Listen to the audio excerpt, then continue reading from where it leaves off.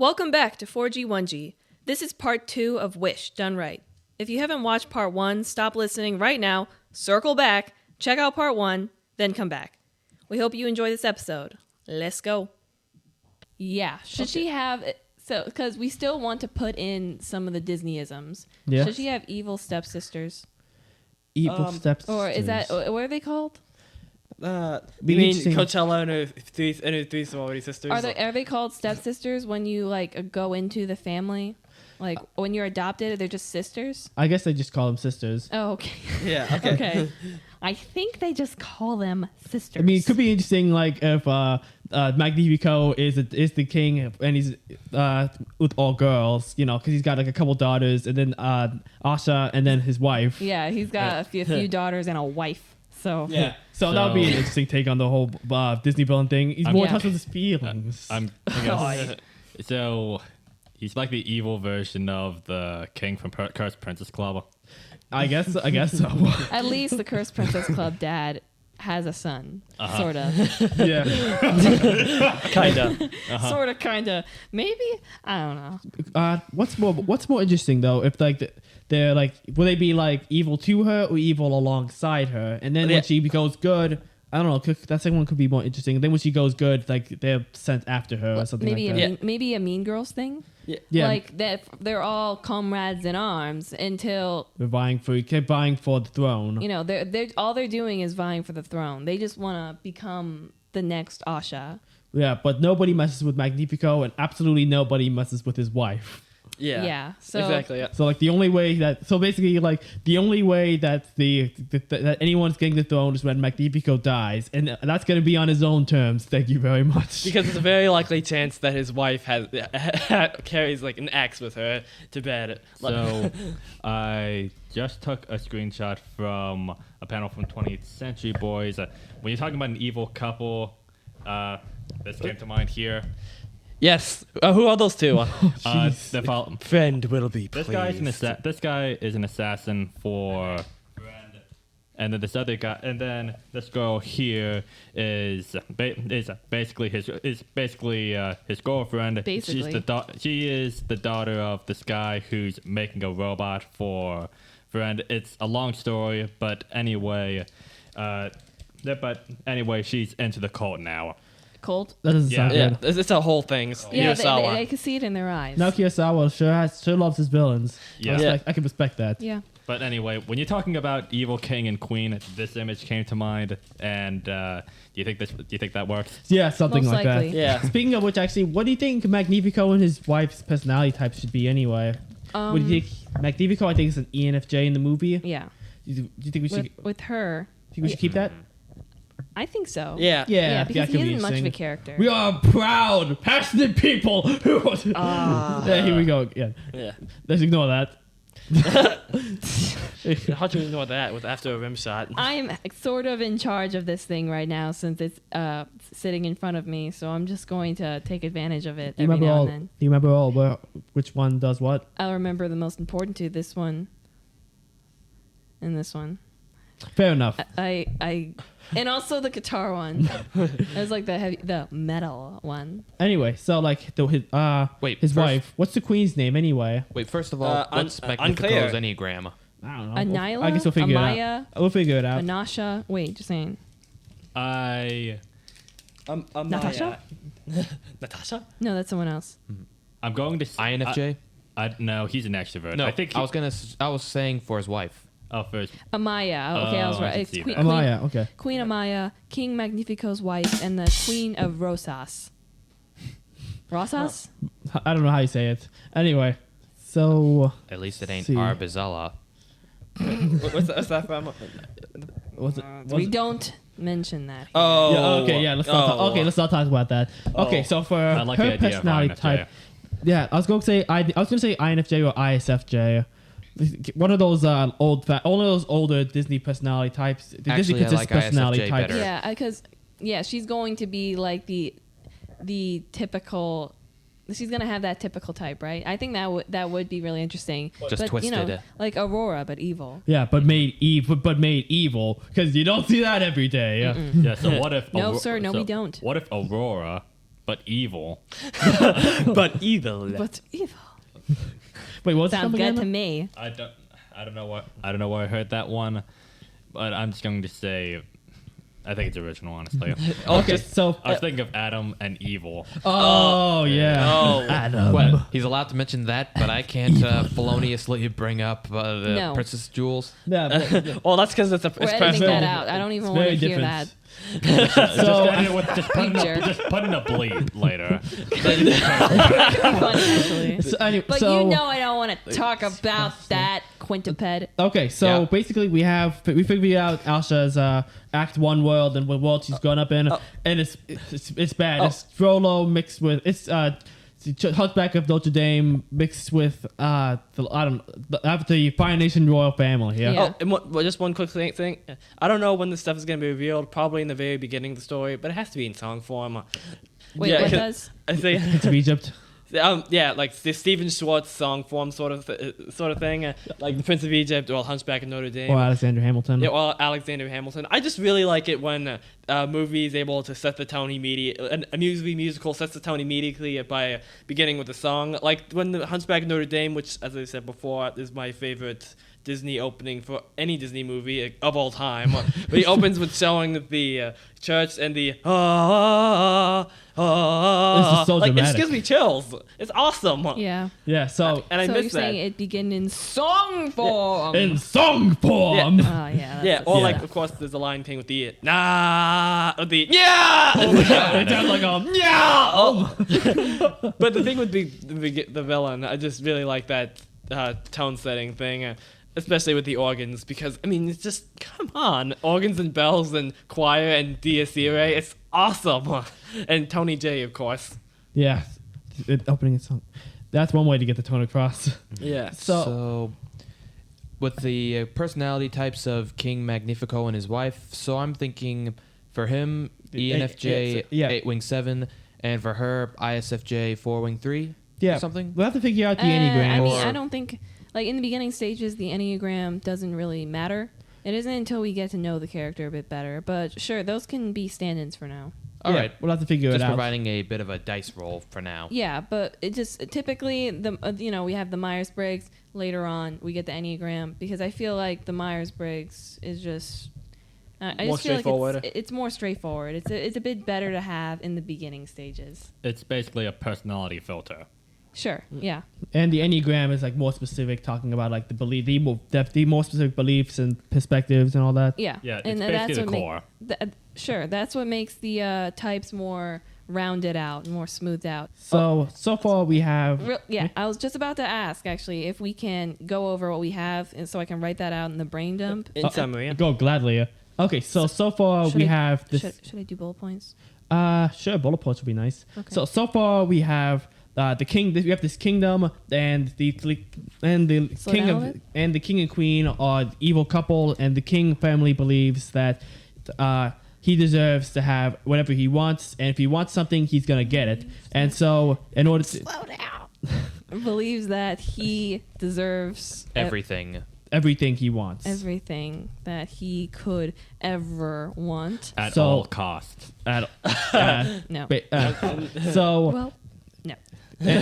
with this in Maybe we mind, should bleep that what- out. with this What? in mind, there's this It's not village terrible.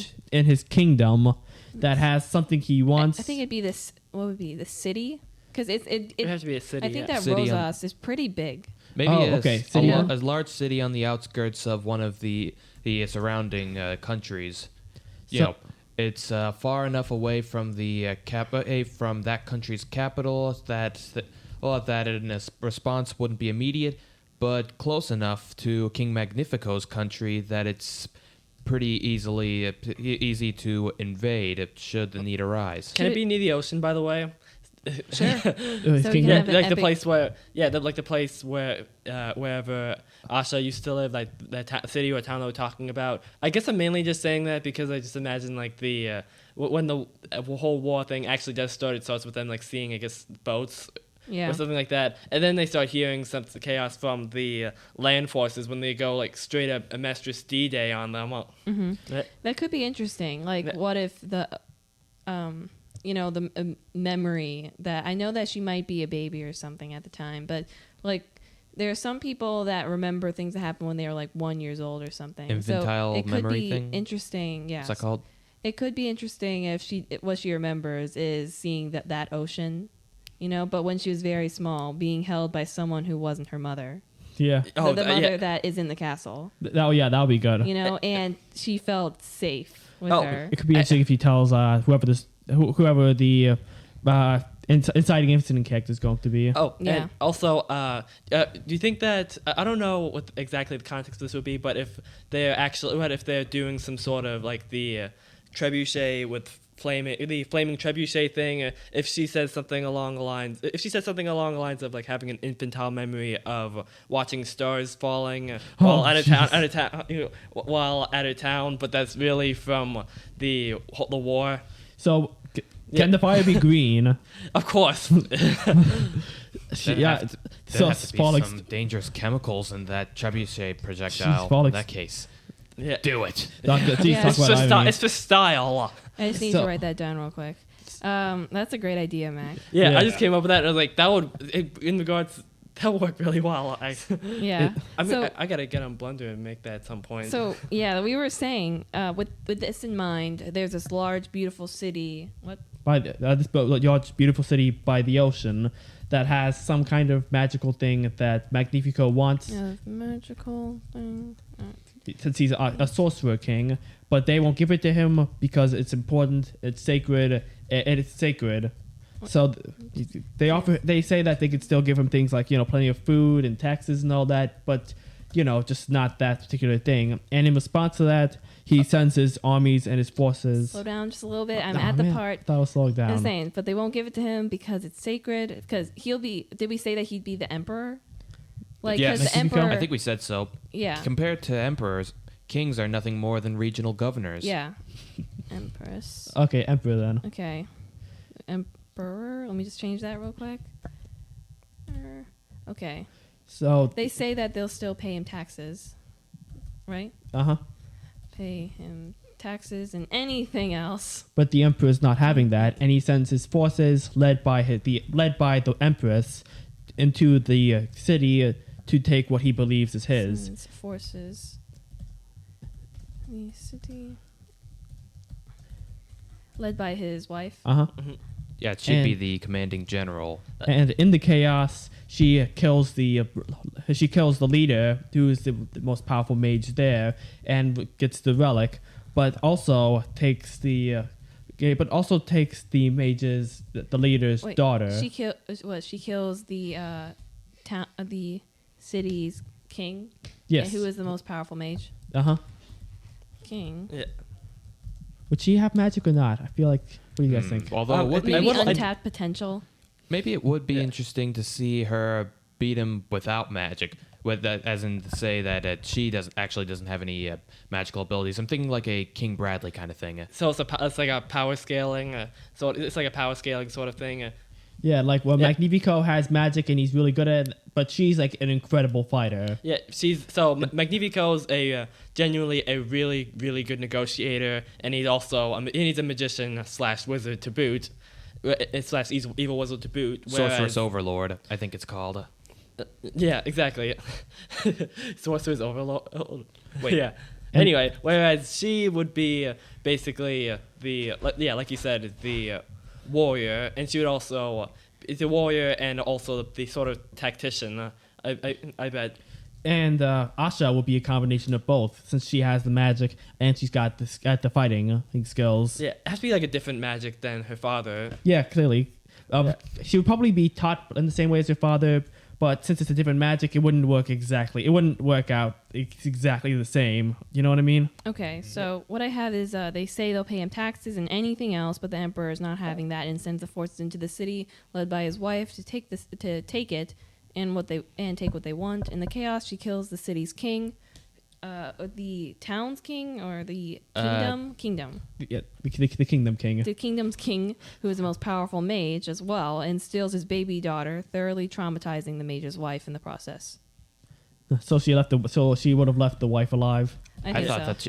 that she would have considered it prudent to wipe them all out. Yep. Well, she would probably I don't know, she'd probably be focusing on, keeping her baby safe until the baby's ripped from her. And some people end up being paralyzed in fear. Yeah, it would be Yeah. Imagine a terrifying shot, like of Yeah. her holding the baby and the mother tries to stop her, and then she just points the sword at her. It's like, go ahead, try something. Yeah. Especially, just I guess imagining it with in silhouette. I guess especially after she killed her husband, especially after she literally just murdered this lady's husband, and then she comes to the door like all silhouette with maybe eyes glowing.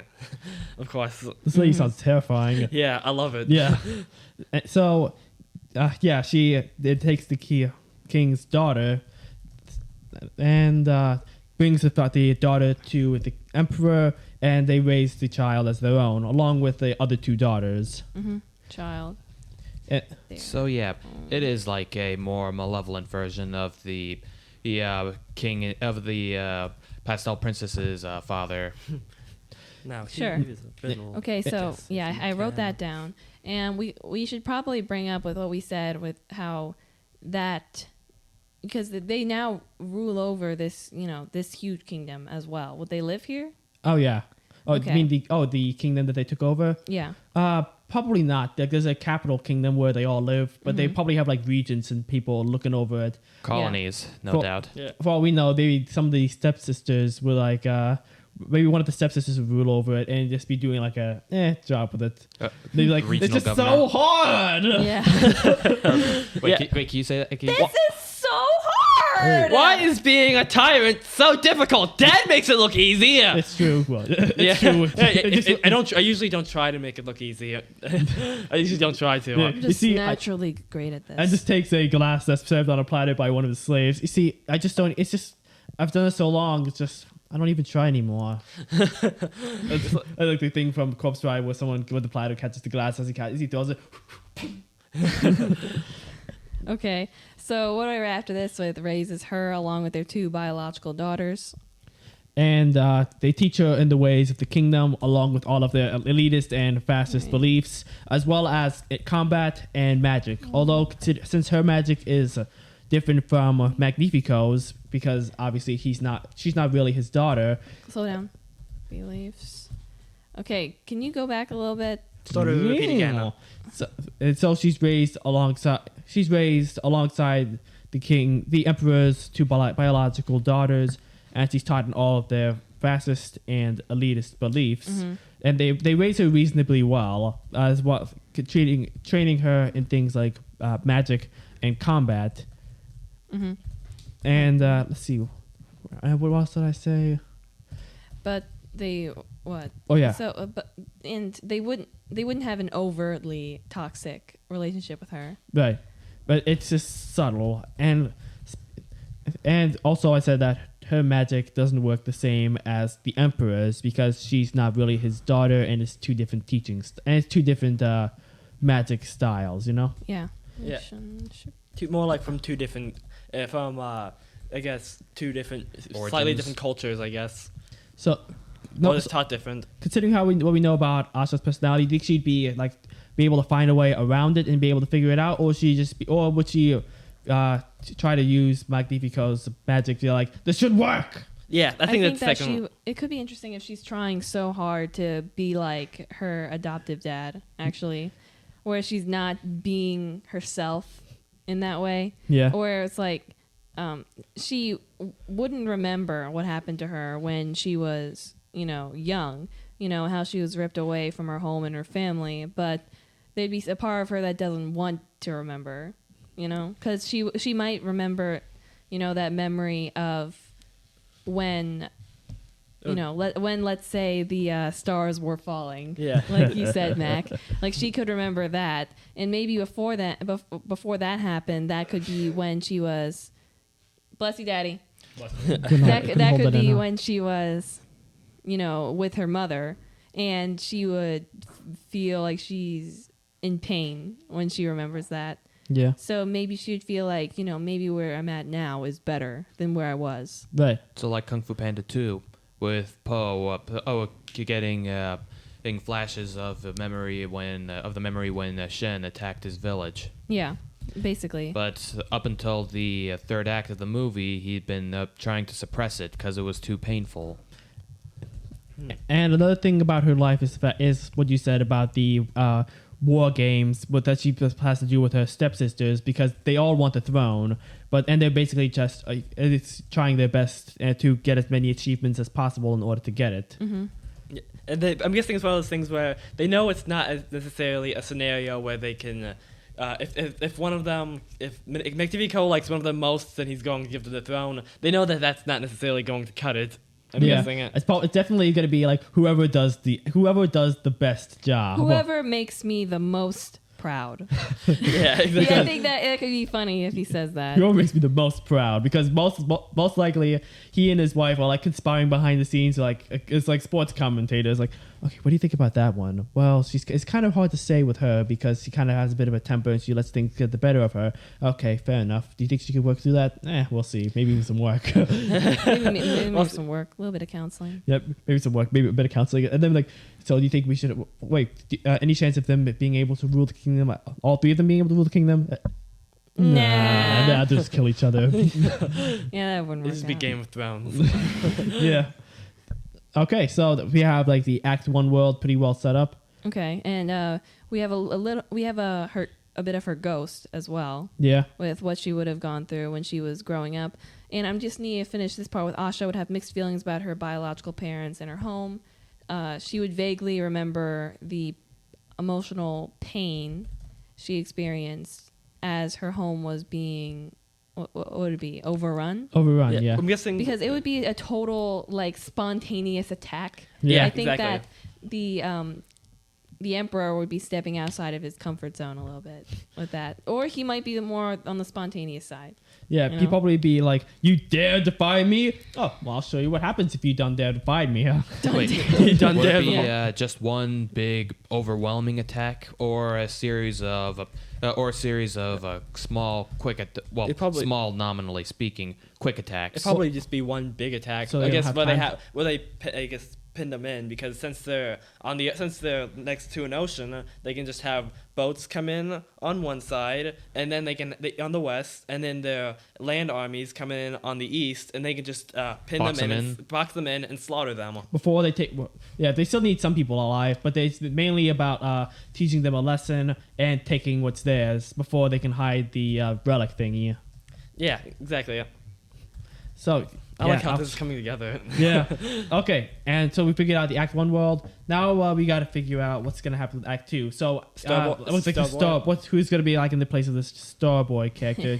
You suggested like Sphinx or something like that, right? Yeah. Which at the start was a cool idea.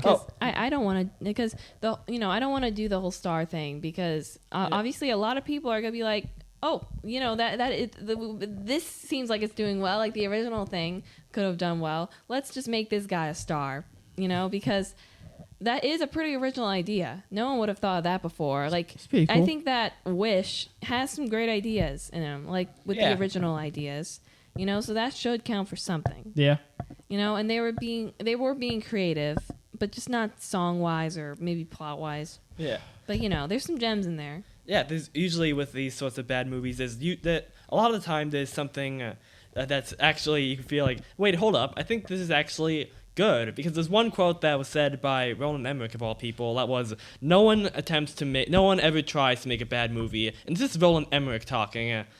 Sorry, so he knows what he's talking about. He knows what he's talking about, and I have a bit more of like I don't know if appreciation. I have fond memories from his movies, but now I look back at them, it's like, wow, a lot of these were pretty crap. But I still really like a lot of them though. Yeah, let's be honest though, we just skipped forward to when everything was being destroyed. When I like wrecking crap, so that's the reason why. Wait, what? And on another note, he did natural disaster movies. Day After Tomorrow, like Godzilla. Independence Day. What, you mean why God?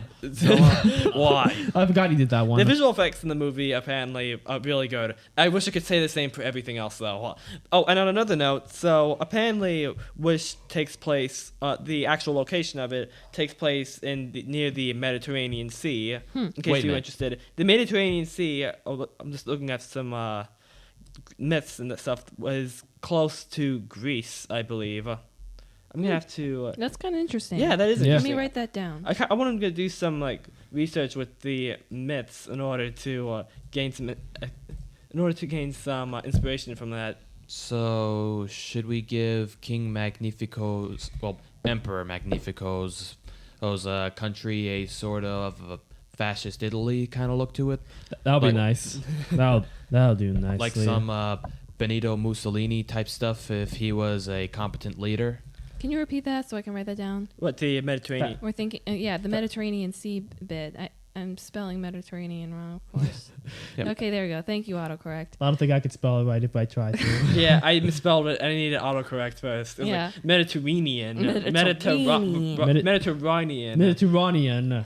Okay, go. Anyway. Mediterranean. I was suggesting that perhaps Emperor Magnifico's country could have a sort of fascist Italy type of aesthetic to it. Like Benito Mussolini type of kind of atmosphere. If Mussolini was actually a competent leader. I think it's still. Yeah, I think it'll still be like a part of the Mediterranean Sea, but I totally see what the fascist thing you're talking about. Yeah, he wanted to bring back the supposed glory of the old Roman Empire when Hitler in That's a the great scenario idea. that Hitler won the war. But what do you know what happened to the Roman Empire? They're gone. Yeah. Wiped out the face of the earth. Yeah, All that's they left is the Colosseum and a few other buildings. Yeah. Oh yeah, and the Colossus of Rhodes is nothing above his ankles. Yeah, I mean, trust me, the statue was like amazing. Like you could, like what's left of him, you can just really appreciate the detail that's in at least 1.5 of the feet that are left. Would have killed him to give him some pants, though. I Yeah, think we're getting off probably topic whatever. here. What are we talking about? I Out don't of the Mediterranean, Greece, Rome, stuff, all that, Which part? Who's not wearing pants? We're talking about the Colossus of the Rhodes. It was a statue that one of the 7 wonders of the world. Oh, So okay. we were talking. So anyway, we got to figure out how. First of all, should we figure out like this guy's personality? This guy's personality type. We said that the Star Boy, like we said, will be like a Sphinx or something, right? Will he still be like a wish granting thing? Yeah, Sphinxes can grant wishes, but they start with riddles. Oh yeah, that could be cool. So You'd have some fun with it. to counter Asha's personality type at this point, Asha / Naja. Mm-hmm. So what do you think his personality type should be anyway? Well, first we got to think about how exactly he came to be. Like, why is he here? Maybe he could Are Sphinxes divine? Let's think. maybe Let me Google that. maybe he's coming back to get. Sphinx. Maybe he could have been from Asha's home or something like that. Maybe one of the stepsisters brings home a bunch of souvenirs and he's on a sarcophagus or something like that. Or maybe just in a giant case or something that shakes. Well, if we're gonna keep the shape-shifting bit, he'd probably be able to shift his shape to a form that would be able to accommodate the size within, Yeah. or lack of size. It says here that the Sphinx is viewed as a god in ancient Egypt. So Giddy yes, I would say that they are divine.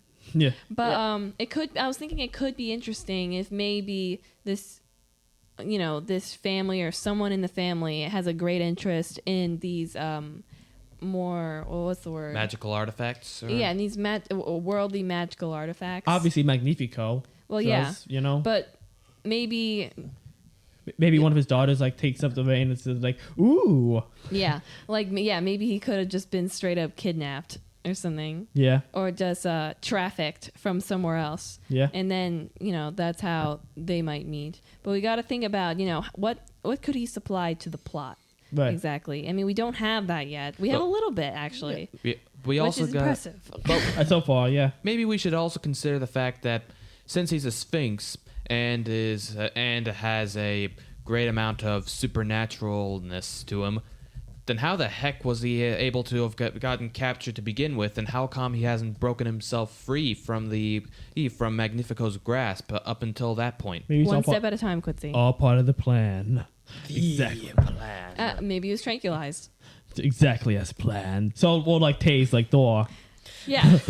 I mean, it's a possibility. So Okay, so as far as what he will contribute to the plot, whatever that will be later on.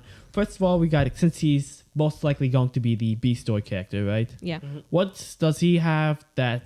What does Asha need? What's her B story? Like, if we think of, let's say, first of all, will this character be a love interest? Obviously, yeah. Of course. Yeah, that's what I thought. That's what I He'd thought. be able to take I thought so. he'd be able to take a more humanoid bipedal form, right? Yeah. Yeah. So I'm thinking, we were talking about Tangled earlier. So let's think about like Flynn Rider, who is actually not Fantastic. really, he's not underrated actually because he's great. Yeah, everybody loves them. Yeah. So like, what does he not add to? not those guys that he left to get arrested. Yeah, Wait, what's their names again? Why did I say that name? His real name is Eugene Fitzherbert. Yeah. Aye. Anyway, I would do the smolder, but you need a visual. Like we can animate it later. You can't exactly hear the small. Well, you Oh can, yeah, I mean, you can kind of hear it. yeah, like, you just do oh, it. sorry guys, that was me. So, what does Flynn have that he adds to like that Rapunzel needs? Probably He's very much a free spirit. I mean, she is as well, but he's not afraid. taking like the first step do forward. any of I these mean, things. he's yeah. afraid of jail. Obviously, he's a criminal. But Yeah, so taking the first step forward. So now I think about it, Rapunzel, she's very energetic and she's they're definitely very extroverted and all that, but she's very meek too. Like the whole power in the reserve. She doesn't even have the very back and strength. forth. She doesn't have the strength to stand up to like her mother, for instance. Like she's able to like. She has like a very sound moral compass, like when she stops those guys in the bar from beating up Flynn, and then which follows is one of the best songs ever. But I'm not gonna get into it. So I had a dream once. the guy with the chain, the accordion guy with the chain. and he got a bunch of swords and things next to him. Like so, that's how people get him to start playing the accordion. That movie. I gotta check. Oh, that's a good movie. I love that movie. But, So So what did we decide with how he would be there? Because would she meet him in the castle, where the emperor's castle? could be interesting or- if he's like trying to go to the castle for something, maybe to get that thing that Magnifico stole back, and then he's accosted by the guards who like I don't know tase him like or do the tranquilizer dart thing like you said. Oh, I was That gonna could be su- kinda And then fun. put him in the Colosseum. I was gonna suggest that he might be trapped in some sort of magical artifact that not even he would be able to escape from. Like a genie. Yeah, something It's like been that. done. Okay, now that I say it out loud, I do realize A that. magical artifact that is shaped like a lamp, but it's not. Would it be? What if it's a box? It's not going to be a scented candle, if that's what you're looking at. No, I was looking at the lamp over there. Oh, Tissue box. But I No. mean, Teapot. no. Itty bitty living space. No. Trash can. so just so we're clear, we're diverging from the celebration of 100 years of Disney, right? No, quite a bit. Yes.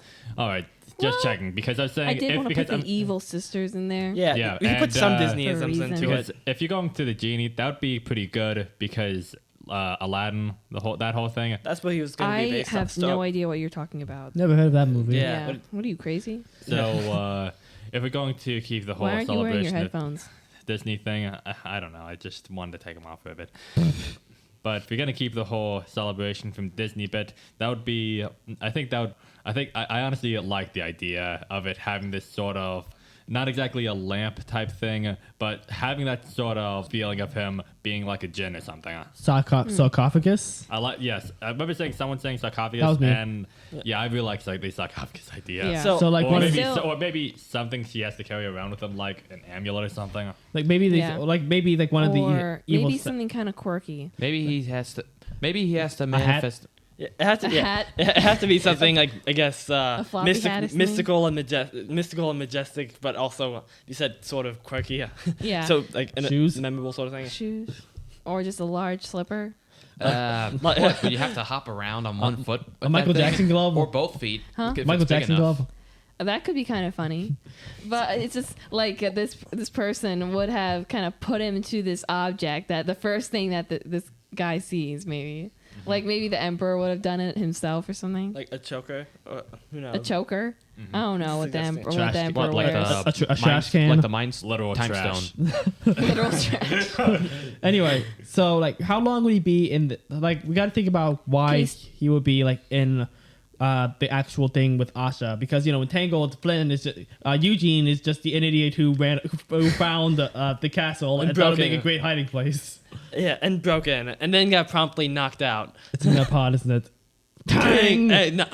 Promptly knocked out twice. Wait, so is he still going to be a Sphinx? Yes. Well, yeah. Okay, just asking. That's what we're doing, right? Uh-huh.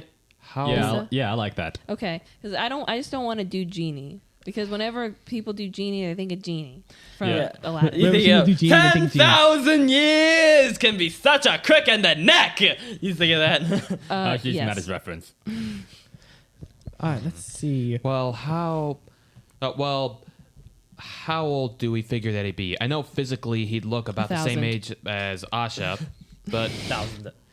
Well, It'd be quite the age gap, wouldn't it? well, he'd be a god. Or so. Well, he'd be a god, so looks 20. Well, I mean, he'd what be a if god. So does age really matter to him though?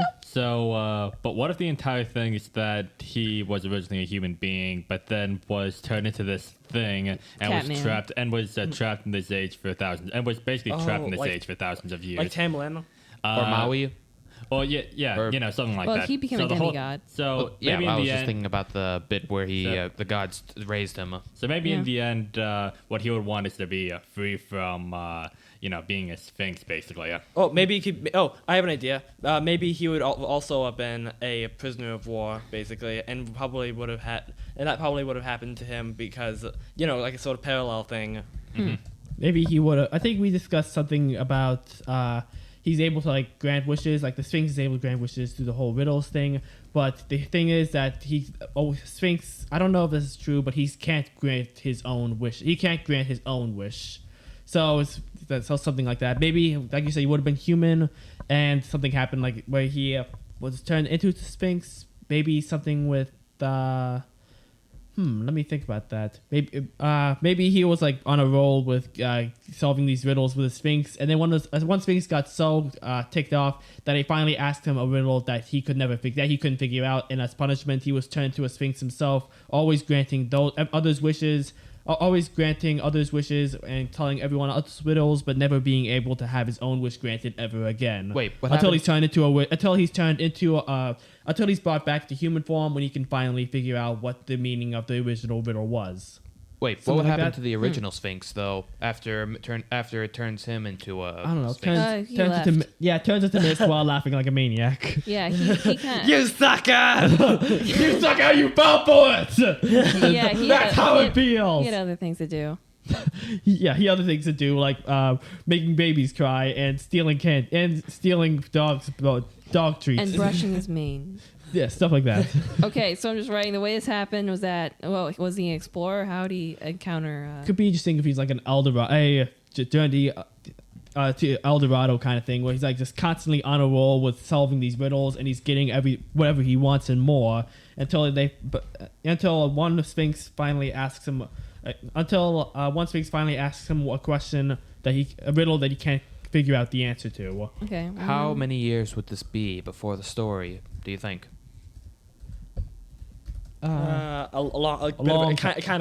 Yeah, long time ago. So it's basically one of those things where he still has those cool Sphinx abilities, but he can never have true friendship. He can never have true satisfaction and happiness, and true satisfaction and happiness, and basically, wandering the earth, unless someone was quick enough to capture him. In which case, then he'd be trapped in a sarcophagus or something like that for millennia until someone finds him. I take it the inability to have friendships thing is as a result of his immortality, since he's gonna outlive them by centuries. Yeah, maybe he'd be like an earthbound Sphinx as punishment, rather than like heaven-bound Sphinx as like a pure sign of enlightenment or something like that. Well, we still want to be able to do something about the star realm. We said something like that. Well, maybe that's where the other Sphinxes would be from or something like that. Or maybe there could be something like in the midpoint when he'd finally be able to be connected to that part. Oh yeah, that'd be cool. Yeah. Like maybe that's what he could want, like really badly in the first half of the story, because then he'd be able to talk to the Council of the Elders or something to try and convince them to make him human. Would they also be sphinxes, or is like a higher breed of sphinx, or would they be some other beings? Well, I was thinking we could make an epic Lion King reference with Mufasa in the clouds. Oh, that would, yeah, oh, that that'd and be he did cool. mention something about the great kings of the past, as being representing the stars or being the stars. And Yeah. do we ever figure out what this guy's personality type would be? I remember we said something about ENFP at some point because you were thinking That was about with Anakin. Starboy, I think. Yeah, this guy seems more like an ESFP, honestly. Or should we make him more of an... Should he be an extrovert or should he be more introverted? But he ISFP hair evolution. No, not again. No. I'm just saying. If he does become one, if he is It would one, be interesting if you were an INTP though. I was Like, you just thinking got- maybe INTP. INTP. I didn't think You about know, that. and he get cocky, Yeah. like with the, getting all, he was just spotting those. Spotting those riddles. I'll solving those riddles. Spotting those riddles. I was on a roll. I What couldn't do do you- any. I couldn't do wrong. You know, it's like the moment when you, you know, the moment like when you're doing some sort You of card feel game so smart. and you You're getting everything right. Or you're doing some sort of card game like 3-card money, and you're getting the right card over and over and over again, and you're getting like buckets of money. I Prize was like that. inflated. I was spotting those riddles back and forth. But you gotta understand, I was on I was on fire. I couldn't do wrong. And then there's one guy asked one little riddle, and then I got scared. And he said, I'm putting you behind. I'm putting you behind an immortal. It's a curse. Bye bye. Okay, so You're cursed. You're cursed. Stop. You're cursed. Bye bye. Hey, so Adios, would he be a more muchacho. extroverted INTP if we're gonna include the shapeshifting bit? We gotta keep the we gotta have him shapeshift every now and then. I guess whenever he's making a point or explaining something.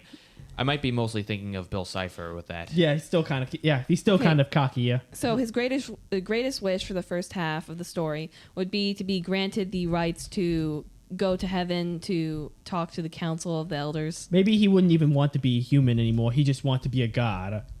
Because if he's like, if I'm gonna be immortal, being a god has got to be better than whatever this is. Yeah. So like if he ever does become human in the end, it's because he actually wants to. Maybe it's like a Hercules situation where he's fine with being human, something like that. Yeah. Or if it's like a sad ending, or if you want to go for like a sad ending where he can't become human and he finally gets what he wants, but he has to be separated from Asha. There are a couple different ways this can play out.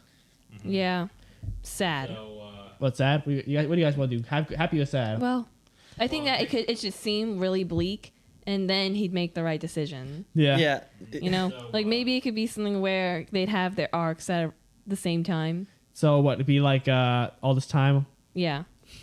This is a good book. so Yeah. I was thinking, what do you think they would Tut.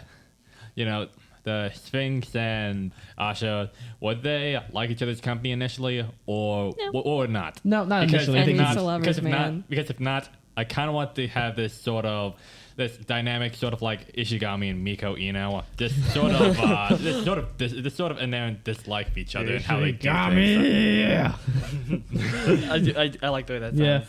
And we still have to figure out what does each person have that the other person kind of needs. So like, what does at this point what does Asha need other than some Therapy, yeah. Other than therapy. Although it would be interesting if like he's kind of her ear. Compassion. Yeah, obviously he's jaded, cocky, and all around not too happy at his current predicament and really wants what he really wants.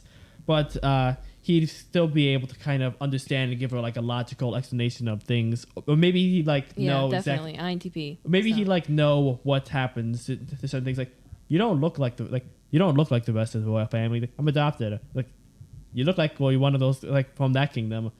What do you mean? The kingdom that was conquered like a few years ago. That kind of thing. Yeah, probably. If the quest takes them to her old village, that could be interesting. Mm-hmm. And like where she gets the gets the memories back, and he's more or less kind of and where she kind of gets scared about facing her past, and he's more or less the hand on his shoulder, like I'm here for you. Yeah, that'd be nice if it becomes something like Yeah, that. and if he's like, really? Like, it's not like I have anything else to do. I got to stick with you. It's not like I have anything else. You go first. And we got to think about why would they be stuck together? Yeah, like why would they be? have to stick together right now? So like what we're thinking, we should think right now, like what would Asha want? We know what he would want for the first part of the story, and then it would be what he wants to become a god.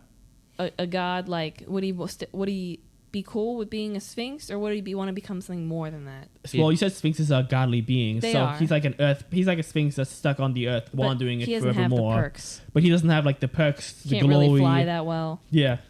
So he's kind of a loser sphinx. He's a- He wants to be one of the cool The other kids. sphinxes laugh at him. Yeah, literally. Because one left him. The guy who cursed him was laughing as he left. Uh huh. And he's kind of cursed to wander the earth forevermore. Obviously he doesn't want to die, and if he does die, maybe it'd be like a Philosopher's Stone situation where he always comes back. Mm-hmm. So it's sort of like he's finally become one of the core sphinxes, and then the sphinx who turned him into that said, "Look, it's the sphinx who talks to himself." Yeah, let's laugh at him so he feels bad about himself. Oh my god, the sphinx just talks to himself. Great, we got a sphinx who talks to himself. So yeah, they'd be a bunch of jerks. Yeah, that could be really funny, actually. And Okay, just saying. What? Okay, so I have here then later he'd want to just be a full throttle sphinx and be one of the cool kids. What? yeah. Okay, I just need to clarify that. Let's see. And as for Asha, I think her main wish that she really wants You mean is... her main want? Well, I just wanted to say wish because Oh, she okay, I said see that it. earlier. She kind of wants to... I'm tempted to say feel like she belongs, but that's been said a lot. But she wants to be able to... I don't know, what do you think? Prove her worth? Like, obviously, like we already mentioned that she uses the magic. And she's really insistent in trying to figure out the Emperor's magic, as well as like a really proficient soldier and warrior and all that. And she wants to become Empress one day as well. Battling her stepsisters with that. Oh, so maybe it's like a sort of thing where she wants to show her. So she wants to basically sort of show her inherent value. Where she has the inherent value of being like the princess and all that. But I'm guessing that what she kind of want to show, like, is it something like showing her value as like a human being or something like that? And seeing as how Magnifico seems to have a bit of a thing for seeing the value of other things that he doesn't have. Yeah. Yeah, it could be. Then Envy. I guess, with his whole thing with his envy, then Asha would maybe have basically, I don't know how you say, but an inherent desire to show that she's, I guess, worth something more than just her title. And then if she learns about her past,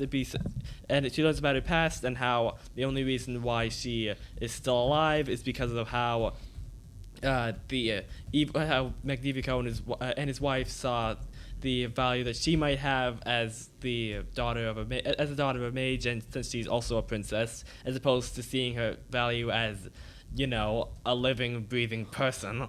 Yeah. It could be something like that. Maybe gotta figure out how, but maybe Sphinx would tell her that like once he becomes like a full official god Sphinx, then he'd be able to grant her wish, no strings attached. And like he'd be like, yeah, I don't care at that point. At that point, I don't care. I'll grant any wish. I'll grant any wish just because I can.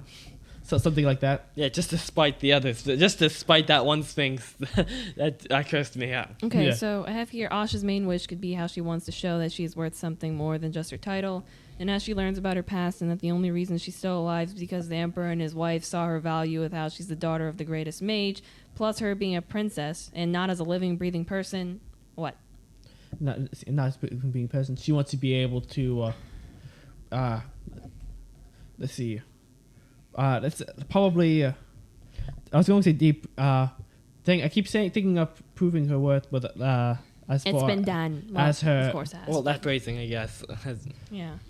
Let's see. Probably with her specific. I was gonna say Show almost. her, I almost said. show her worth as a human being. I almost forgot. Yeah, I almost said a very specific set of skills. A very specific set of skills. What if it's like taking control of a narrative or something? Yeah. That does have merit. So maybe she would. I shut it down. Maybe no. I shut down. I shut it down. Maybe she tried to. I like that, Mister. Maybe she tried to take power, like we said, controlling her narrative, like all the other kings, and to do the thing. All the other emperors and empresses do the thing where they take power because of the great accomplishments, and then they ascend the throne. All that. Maybe she wants to be able to do something more like. Maybe there were kings of old that did things like deals with the gods and descended directly from the gods and glorious things like that. So And Poseidon was willing to help them with whatever. this is I, Poseidon, ruler of the sea. They saw wizards. They were all the kings of old who saw visions of Poseidon, usually for whatever reason while they were taking a shower. something like that. God, after that the thing with ruthlessness animatic, after that ruthlessness animatic, the shower is the last place I ever want to see Poseidon. That and the open ocean, but besides Locomotion? the open ocean. Anything would be the last thing you'd want to see when out in the open ocean. Soap and lotion? You look really. Open You just ocean. like really haunted when you said that. Like anywhere would be better than the open ocean. Okay, Well, what do you the have, open Sissa? ocean. Okay, so I have Asha. I read that.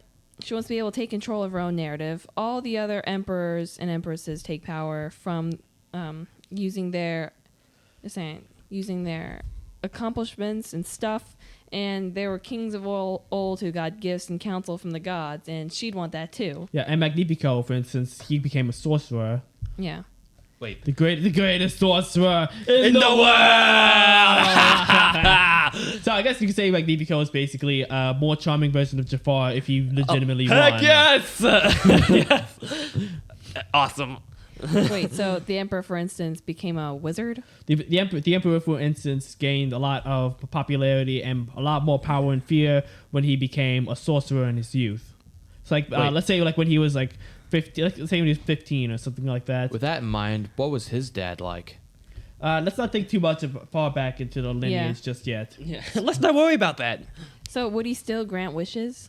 Or It's hard to say. like Would you- that's I think that would be too close. Yeah, and To considering how wish. Magnifico, with not granting said wishes, he had a real legitimate point. Yeah, Yeah. you don't want your Disney villain to be a good leader. No. Like, come on. Yeah, unless Too good of a point. Yeah, Yeah. if you're doing something with, I guess, the sort of Magnificent Bastard sort of villain, like Hans Gruber, and Makima, for example, who are honestly both very good and competent leaders, which I really like. If you're doing a Disney villain, then Make no. them unreasonable. Don't make them reasonable, or make them just straight up deceitful. It's usually work faster, you idiots! Yeah, it's either faster, you fools, faster! It's either that, or I will definitely do this. If you will listen to me, then you will never go hungry again! Psych.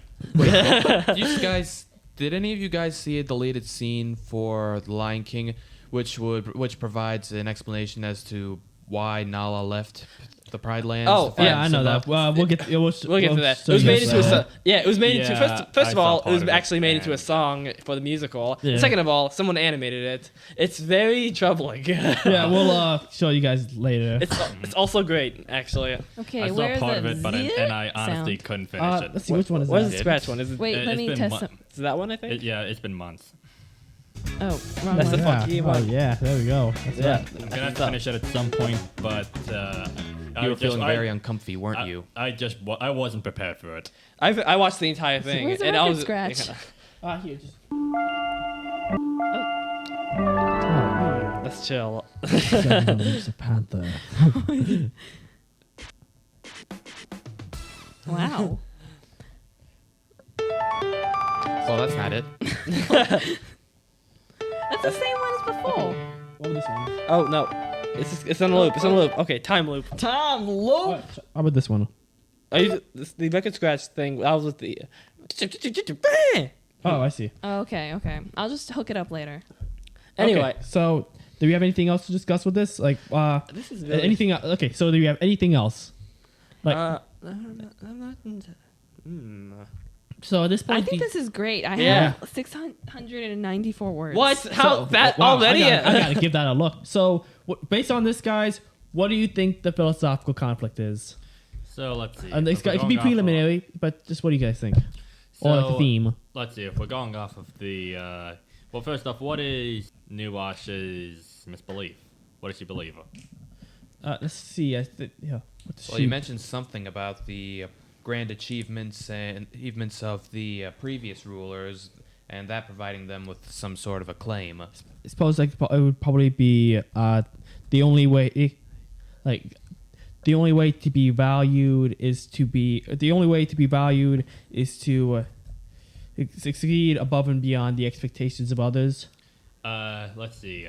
But then again, we're also talking about taking control of the narrative. Okay, right. So, what if it's something like,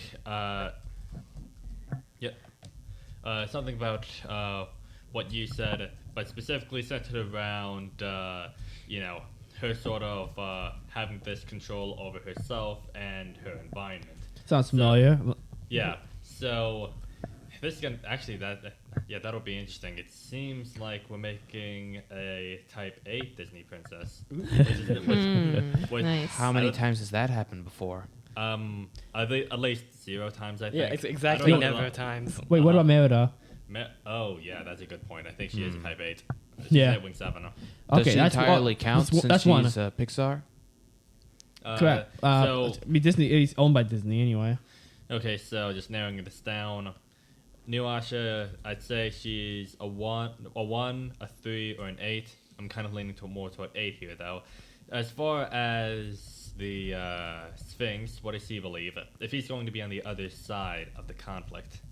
Let's see. Well, he definitely he seems to be always wanting more because I think maybe who knows, maybe it's like a greed complex that's filling the void. And now that he's a Sphinx and he believes that's all he can, and now he's a Sphinx, he doesn't even think about going back to being a human. He just wants to be a god tier Sphinx, to be be with himself like the ultimate worth. And most likely, even after he becomes a god, he's going to be wanting more. So, like, Type maybe- 7? Yeah, he's probably going to be Actually, a god of it. Want to become the god of everything, just to be able to ruler to be, you know, everything. to be able to fill that void or something. so this actually will be interesting. He doesn't sound like a 7 to me, even though that could be something.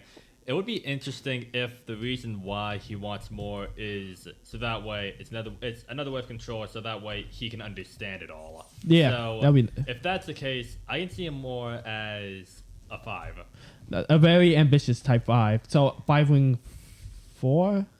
I can honestly see him being a 5-wing 4. Yeah, because he wants to be able, because this is also kind of like a way to make himself maybe feel like he matters. Like once if he's able to understand it all, then he knows like, why am I here, and why am I able to do all this? You know what I mean? Is Yeah. he still going to be an INTP? Yeah. Or- Yes. So he wants to be. It's all in the pursuit of understanding why he's in this specific situation. Whereas for Asha, it seems to be more about just this regaining control over her parents and her sisters. It honestly kind of reminds me of at least what I remember about how Cleopatra ended up becoming the leader of Egypt, because spoiler alert, she basically just timed everything just right, so that way all of her sisters who are also vying for the throne would be dead, so then everything would be conveniently in place for her to take control. Jeez. Whoa. So when you're talking about vying for the throne, that's basically what it makes me think of. And if Asha continues down this route, that is something that I think she would absolutely do. Most likely, yes. It's all about playing the waiting game and mastering the art of timing. Until she thankfully in this story she'll go through a different character arc. Yeah, instead of turning. Maybe the Sphinx Instead of would. turning into Michael Corleone. Maybe the Yeah. Sphinx would point that out by saying like, I've seen this kind of thing every single time. Spoiler alert: it ends with families being destroyed, some people ending up conveniently dead, and people like you in charge. So then, if that's the I'll still case, grant the wish. It's always fun. It's always fun to watch. I'll still grant your wish. So then, if that's the case, it seems to be. It's interesting. on one side you have power and you have control. On the other side you have understanding, but both are sort of feeding into this need of having. Actually, wait. Let me rephrase that. On one side you have power. The other side you have understanding. Each sort of feeding into this line of wanting to take control of their own destinies. So that seems to be on the same side, though. So let me think about that. Well, maybe what's the main question that seems to be being asked, though? Maybe when is it ever enough? Yeah, that is a good one. But Being asked in the story. Yeah. Usually with philosophical conflicts, it takes more. It takes some time to think of it, but I'd say we're off to a great start. Oh, yeah. Yeah.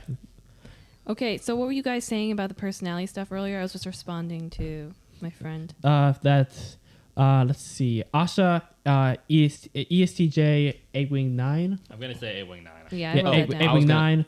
And I don't know. We've seen it. I feel like we've seen ESTJ 8-Wing 9s quite a lot. Did we? And not in Disney, not in the Princess. Yeah. Disney Princess. yeah, Oh, and that besides, case- Mero does an 8-Wing 7, so I just wanted to try something, a new angle of Yeah. that. You know what I mean? In that case, proceed. And Sphinx Dude, I'll just call him Sphinx Dude for now.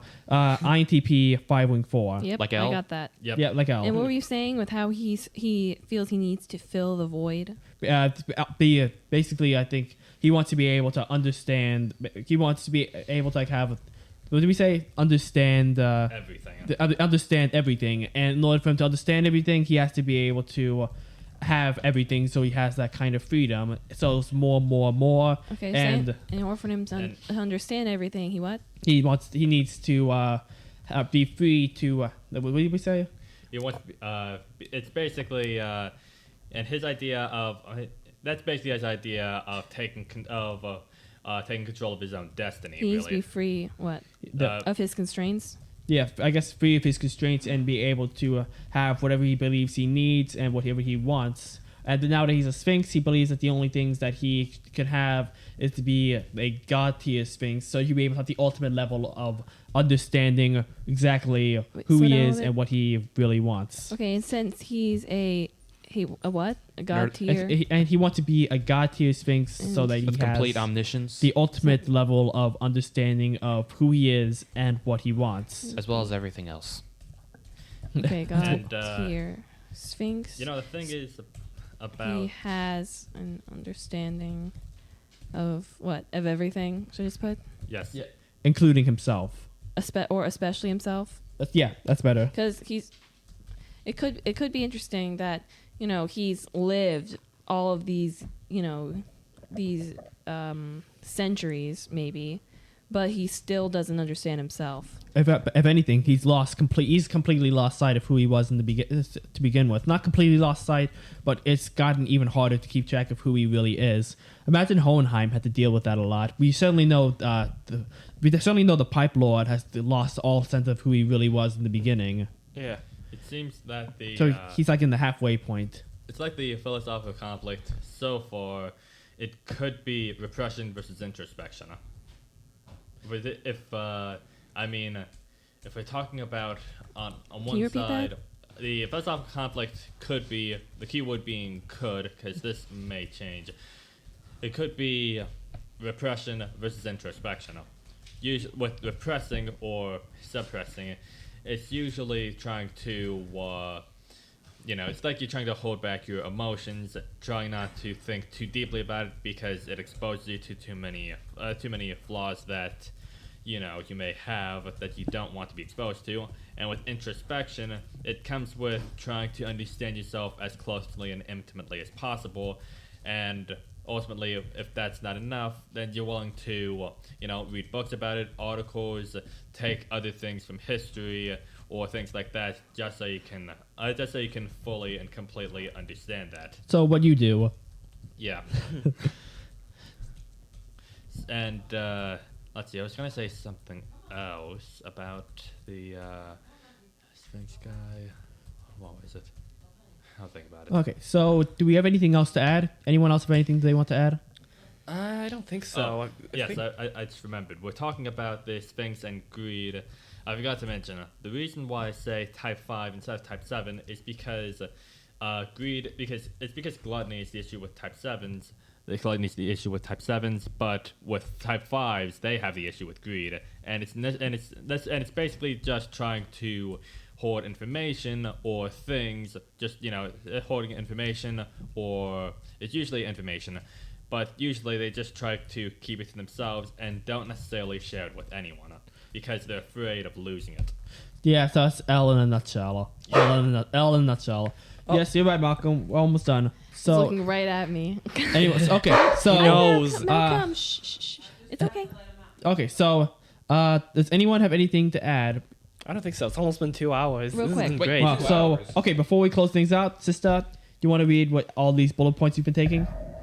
All of Oh, this. God. Turn around. Never mind. 900 man. words. Wait, turn around. That's really. You know what? Wow. Great day in the morning. You really took some notes. Yeah. Yeah.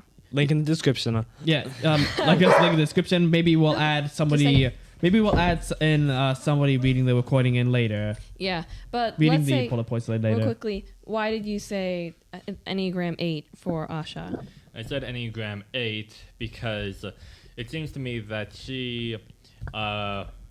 she's specifically trying to find comfort in having control over herself and other aspects of your life.